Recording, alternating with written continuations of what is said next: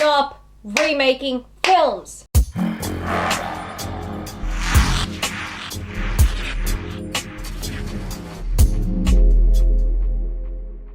Hi guys, welcome to today's video. This is not going to be a happy video, sorry to say, but this is my first film Kill It With Fire review for 2021. What's happening? I don't know. It's like films are either getting better or more mediocre, but they're not getting bad. You know, usually I can name you 10. October. We'll find a lot more bad films than October. Trust me. That's where they all come out of, really. Yeah. The only Kill It With Fire review I've done this year was for Linnea Quigley's Paranormal Truth, which was a TV series that I was sent to review. It was not good. But this is the first film that I have watched this year that I have disliked so much it required a Kill It With Fire review. If you are new to my channel to the point you haven't seen a Kill It With Fire review this year, Kill It With Fire reviews are reviews and they're just tongue-in-cheek. They're meant to be funny. I'm not trying to be a bitch, but they're reserved for films that I really did not like and think that they should be killed with fire. Hence the name. Let's get into today's review, shall we? Queen of Spades is a 2021 Canadian supernatural horror film directed by Patrick White and written by John Ainsley and White. It's a remake of the 2015 Russian supernatural horror film Queen of Spades: The Dark Rite, aka Pikovaya Dama Chyorny Obriyad. According to legend, an ominous entity known as the Queen of Spades can be summoned by performing an ancient ritual. I watched the original Russian by chance last year during my October marathon. If you want to hear my thoughts on that one, you'll find a link to that video up there. And I finally managed to watch the sequel, Queen of Spades Through the Looking Glass, this year. You'll find a review of it up there.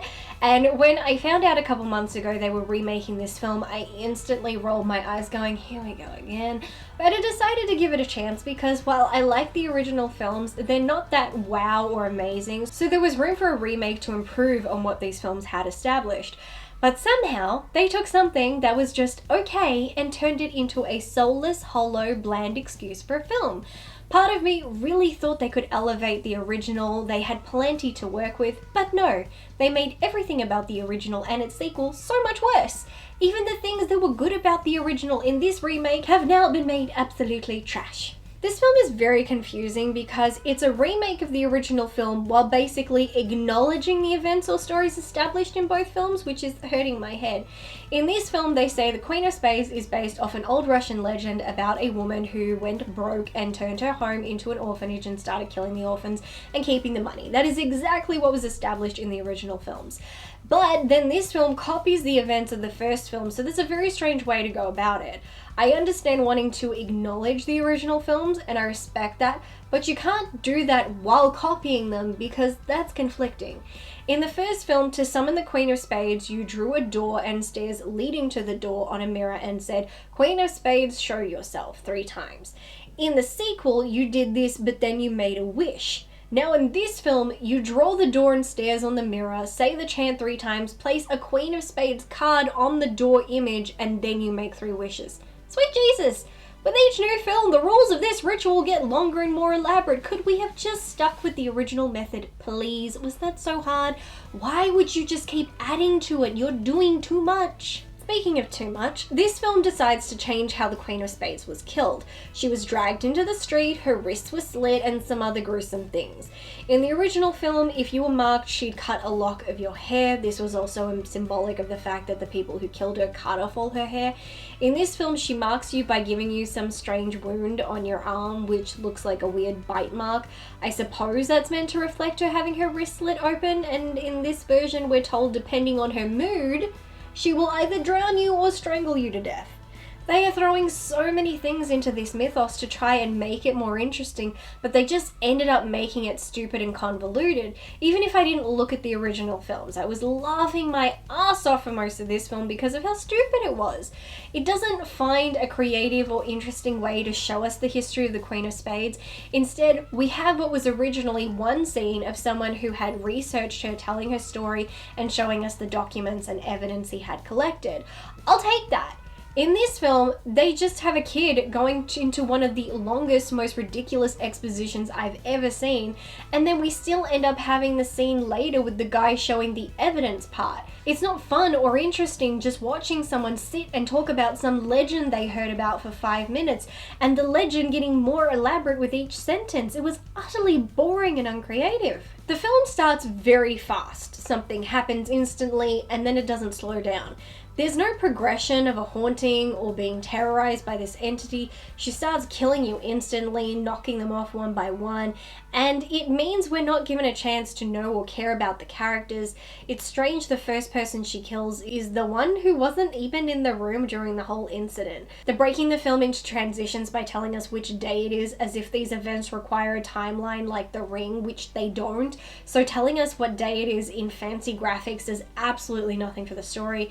The effects for the Queen of Spades were absolutely hilarious. She just looked like a person in a Halloween costume. She didn't look like an entity. She was just there. And when in a mirror, she comes with her own green screen effects, which had me cracking up laughing because even that made no sense. Why can't she just appear? Why does she need to come with her own scenery? Again, just making things that didn't need to be over the top.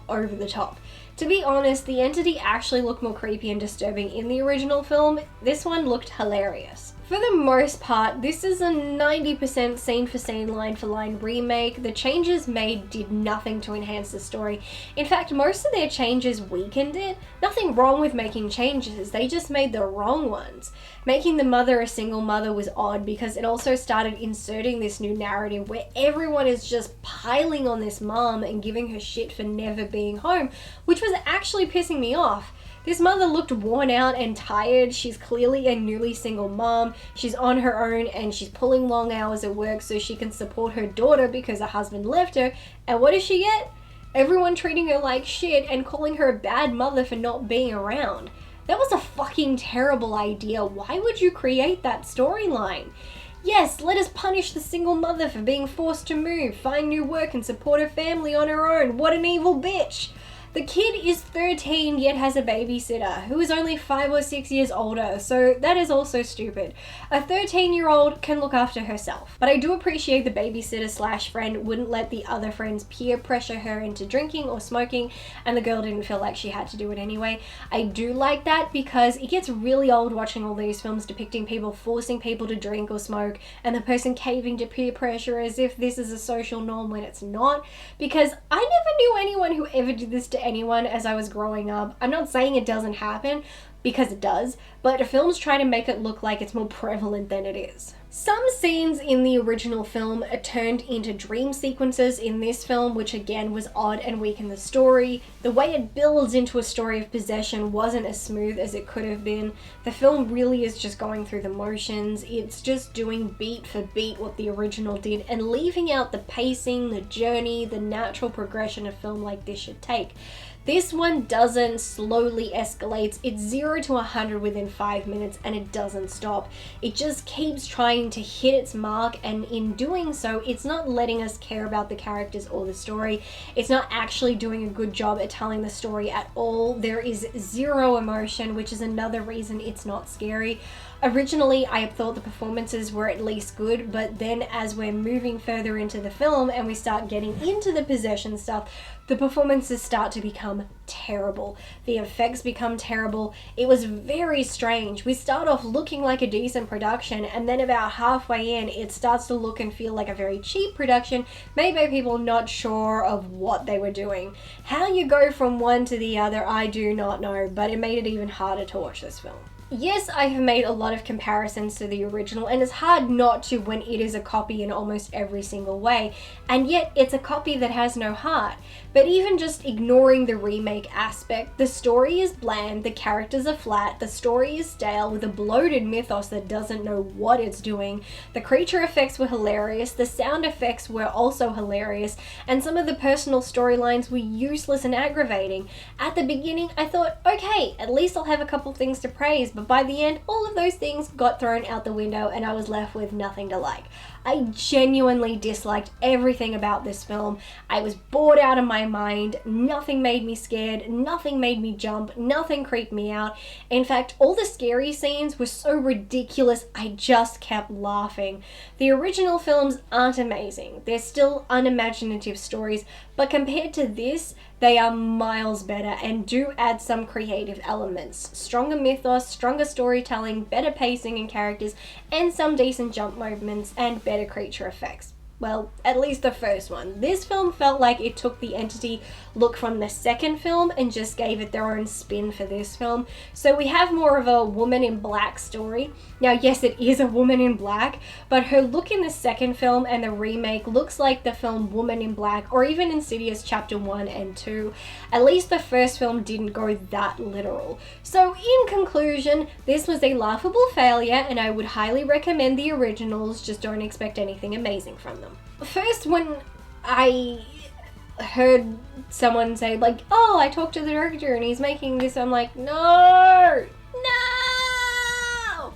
I was so livid. I'm like, stop remaking films, especially stop remaking foreign films into English films. That's even worse. But then when I saw it was available and I was able to watch it, I'm just like, you know what? Having just recently watched the sequel, I'm like, you know what? They might be able to improve this. There is so much room for improvement with the originals. They're not terrible, they're just okay. And so I'm like, yeah, there's actually, we're not working with something that is perfection. We're working with something that has a lot of leg room. So the potential for this to be good there was a lot of potential. And yet I watched this. Where did the potential go? Where did it go? What did you do with it? No. I would rather watch just okay horror films out of Russia than watch this again. No. Stop remaking films. Just stop! Okay. I'm gonna go calm myself, go to my happy zen place. I don't think I actually have one, but I'll try. Maybe I'll watch some more Kath and Kim, that might help. Could eat, can't drink, because I'm on a health kick, damn it.